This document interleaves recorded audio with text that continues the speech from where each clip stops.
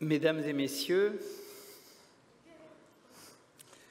chers collègues, chers amis, pour une grande partie d'entre vous, nous voilà arrivés à la fin de ces 2 journées qui auront été riches de partage d'expériences, de connaissances et d'échanges entre l'ensemble des parties prenantes de la lutte contre les cancers en Europe.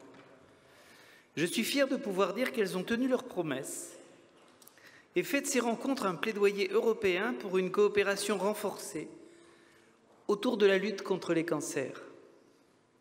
Je souhaite tout d'abord exprimer mes remerciements. Alors, je ne peux pas les citer tous, nommément, mais aux ministres, aux directeurs d'administration centrale, aux présidentes et présidents,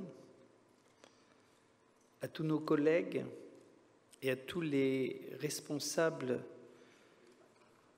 de groupes de réflexion, d'associations de malades, de lutte contre les facteurs de risque, qui ont participé à cet événement, ainsi qu'aux représentants du réseau scientifique et technique de la recherche du milieu associatif, je le dis, pour leur intérêt et pour leur riche contribution. J'adresse un remerciement tout particulier aux organisations européennes de lutte contre le cancer, aux associations, aux chercheurs qui se sont mobilisés depuis plusieurs semaines pour proposer des actions concrètes pour aller plus loin en Europe dans la lutte contre le cancer. Merci, je le répète aussi, à tous les intervenants qui ont permis d'alimenter des débats riches et ambitieux. Je retiens avant toutes ces rencontres la nécessité d'une réponse européenne, coordonnée dans la lutte contre le cancer. Diagnostiqué chez 2 700 000 personnes dans l'Union européenne en 2020, ayant entraîné 1 300 000 décès, le cancer deviendra, en l'absence d'action urgente, la première cause de mortalité européenne en 2035. L'enjeu est tel que la réponse ne peut être que commune.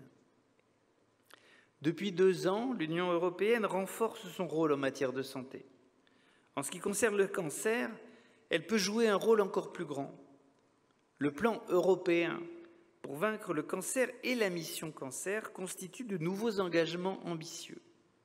Cependant, je suis convaincu que nous pouvons aller vers plus de coopération et davantage encore placer l'Europe à l'avant-garde de la lutte mondiale contre le cancer, au bénéfice de l'ensemble des populations des États membres.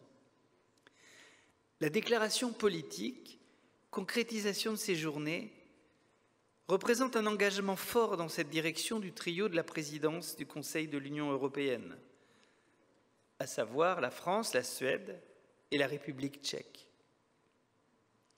Cette déclaration réaffirme la priorité politique et scientifique de la lutte contre le cancer, dans le contexte du plan cancer européen, certes, mais en appelant surtout à la mise en œuvre de nouvelles actions concrètes, partout où ce plan peut être accéléré, complété, renforcé.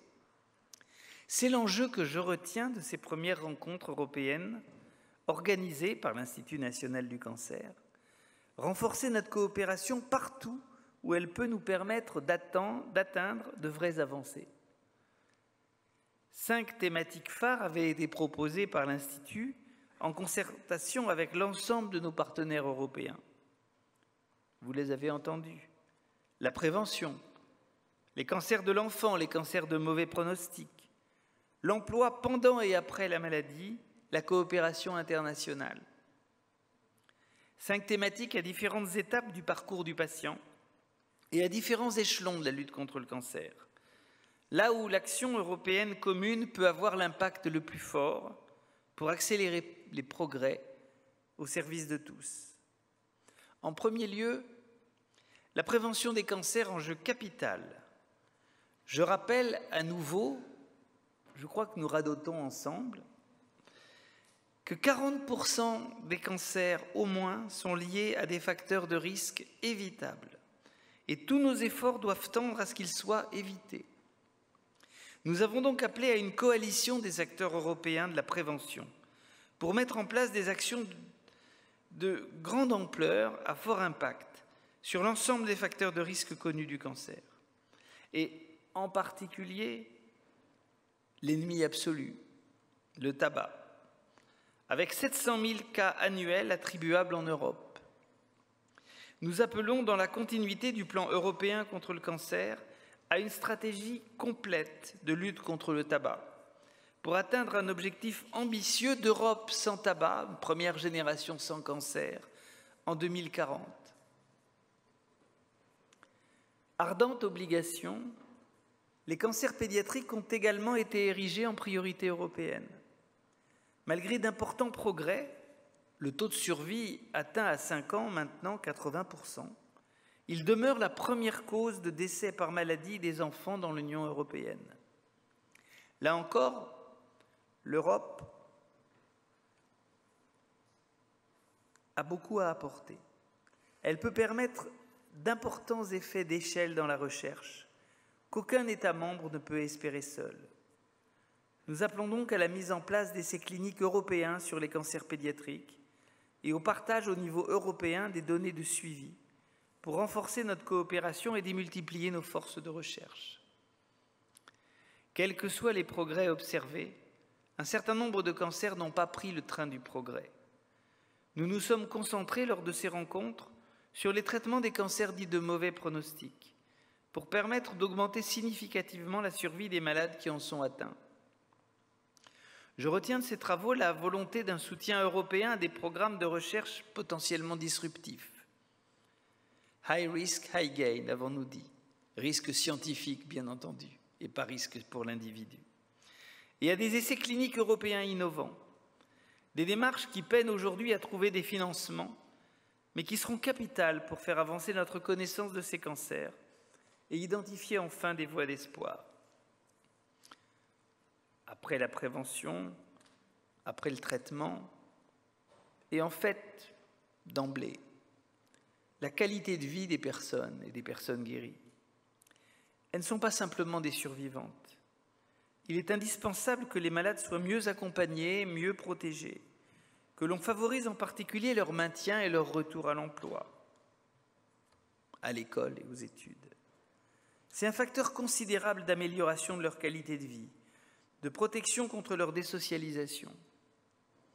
Pour adapter l'environnement professionnel aux situations des personnes atteintes de cancer, un cadre européen pourrait être construit avec l'engagement de tous, qu'ils soient membres du secteur public ou du secteur privé.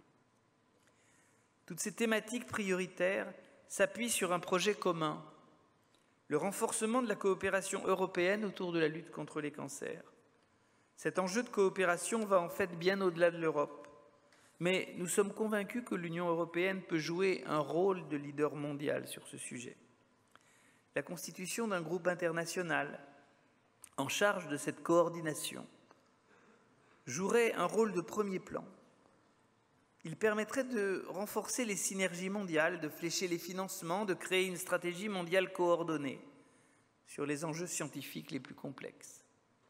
Le projet est très ambitieux, mais les résultats qu'il pourrait apporter sont à la hauteur de la difficulté de la tâche. L'ensemble de ces mesures ont été co-construites ensemble, avec nos partenaires européens, en coordination avec le trio de la présidence du Conseil de l'Union européenne. Ce sont des mesures d'envergure, mais concrètes, qui nous semblent indispensables pour lutter contre le fléau du cancer. Elles ont été complétées par une série d'actions qui vous ont été présentées ce matin, elles-mêmes issues d'ateliers qui ont réuni les principales parties prenantes européennes des 5 thématiques que j'ai déjà citées. En conclusion de ces rencontres européennes, qui sont les premières, je l'espère, ce qui veut dire qu'elles seront suivies par d'autres et que nous avons eu l'honneur d'organiser. Je vous appelle tous et toutes, décideurs, scientifiques, associations, à vous emparer de l'ensemble de ces propositions et à poursuivre ce travail capital vers plus d'engagement et de coopération. J'espère que nous nous retrouverons dorénavant régulièrement autour de rencontres de ce type, si importantes pour avancer ensemble. Et je me réjouis vraiment qu'elles soient maintenant mises à l'agenda de chaque présidence du Conseil de l'Union européenne. Je vous remercie une nouvelle fois de l'intensité de votre engagement, de votre participation à ces premières rencontres et participerez avec autant d'enthousiasme aux prochaines. Je vous remercie.